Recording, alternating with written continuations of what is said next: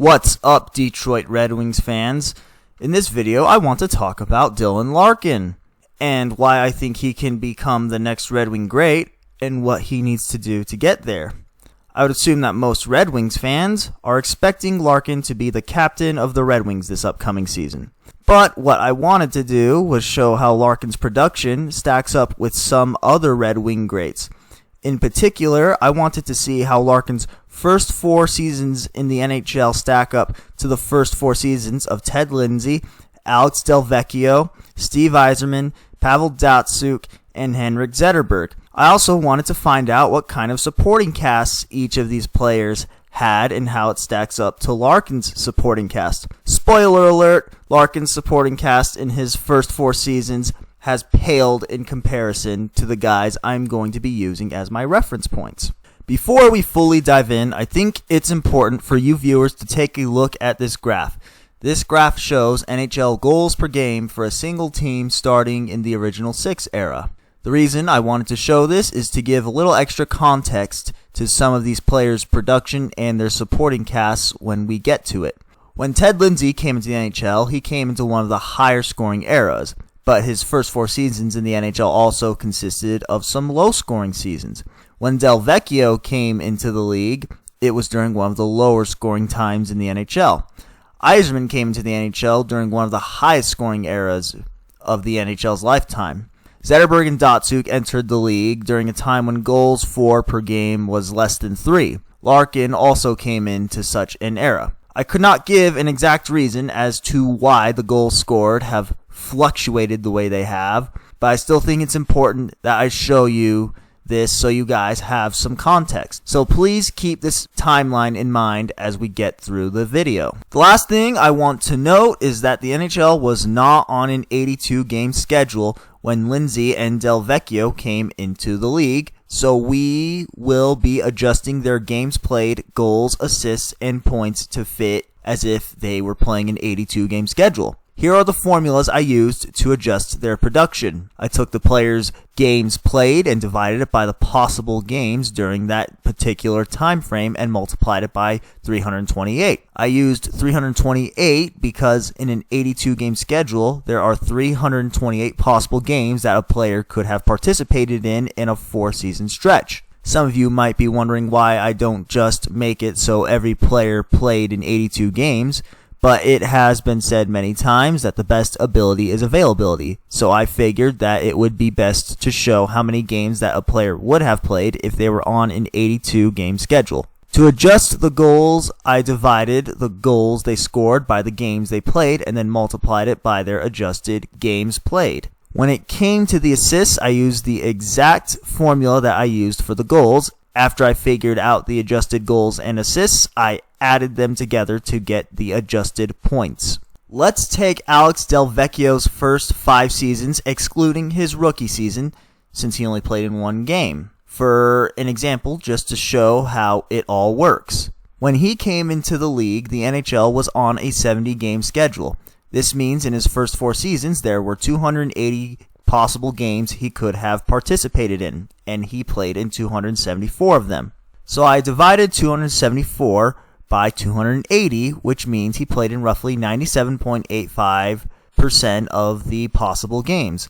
I multiplied that 97.85 by 328, which gives us 321 games that Delvecchio would have theoretically participated in if the NHL was on an 82 game schedule. Delvecchio scored 59 goals in his first 5 seasons. I divided 59 goals by 274 games played, and it tells us that Delvecchio averaged 0.215 goals per game. Now, since he would have theoretically played in 321 games in an 82 game schedule, we multiply that by the 0.215, and it tells us that Delvecchio would have theoretically scored 69 goals if he was playing in an 82 game schedule. I took his assist totals and did the exact same thing. When we do all this, it means he would have theoretically had 203 points. Am I making this a little more complicated than it needs to be? Maybe I am, but I hope you all understand how these adjustments work. So now with all that explained, let's start these comparisons. Here's what Dylan Larkin's first 4 seasons in the NHL look like. He's played in 318 games, scored 88 goals, has had 125 assists, and that adds up to 213 points.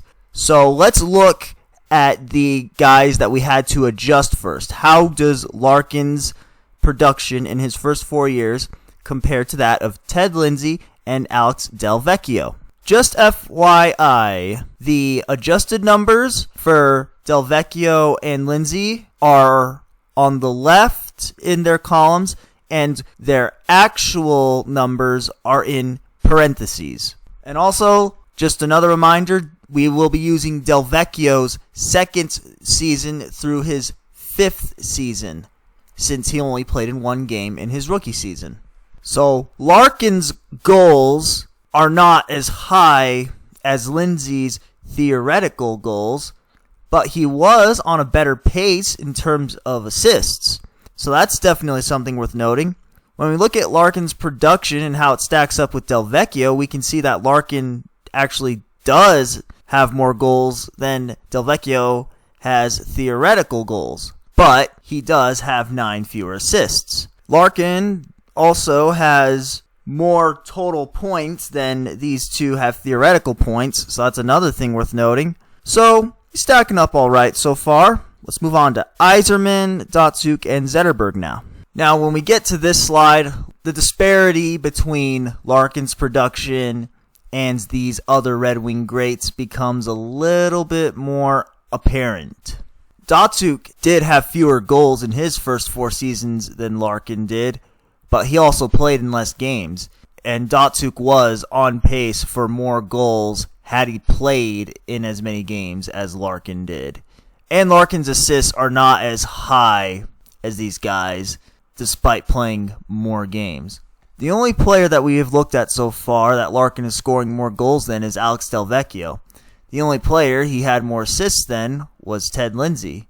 For the most part, Larkin's production does not really stand up to these Red Wing greats that I'm using as my reference points. So at first glance, it does not appear that Larkin does not belong in the discussion for the next player who could be the next Red Wing great.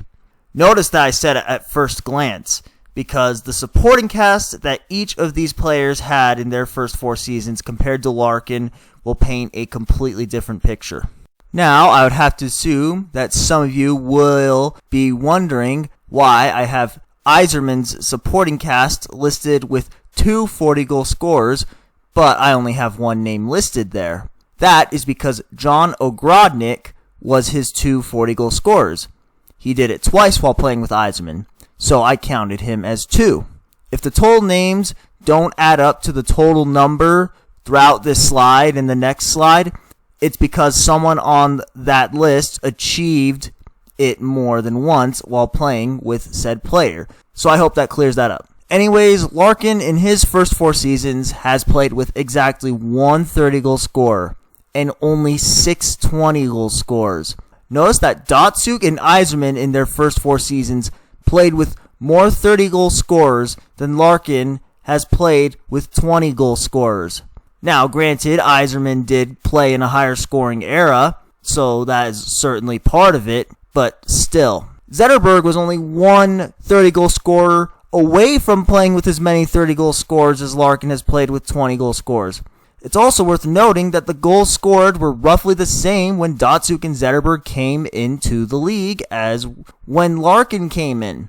When it comes to Larkin's assists total specifically, it's a lot harder to get assists when you don't have players that can put the puck in the net. And Larkin is absolutely capable of getting his teammates good shots. Even when we look at Lindsay's and Delvecchio's adjusted supporting casts, Larkin's pales in comparison. Even with Delvecchio playing in a relatively low-scoring era, he still would have had almost as many theoretical 30-goal scorers as Larkin had 20. Ted Lindsay played with more theoretical 40-goal scorers in his first 4 seasons than Larkin has played with 30 so far. And what's shocking with Delvecchio's supporting cast being better is that He played in an era where scoring was actually lower than when Larkin came into the NHL.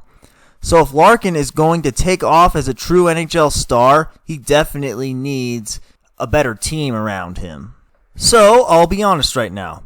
Larkin definitely needs to get his production up if he can ever be considered one of the Red Wing greats and help lead this team back to the playoffs and back to a Stanley Cup championship. One of the ways I think he can do that is to have some more multi-goal games. And it's kind of basic, I know, but let's just take Zetterberg's 2007-2008 season.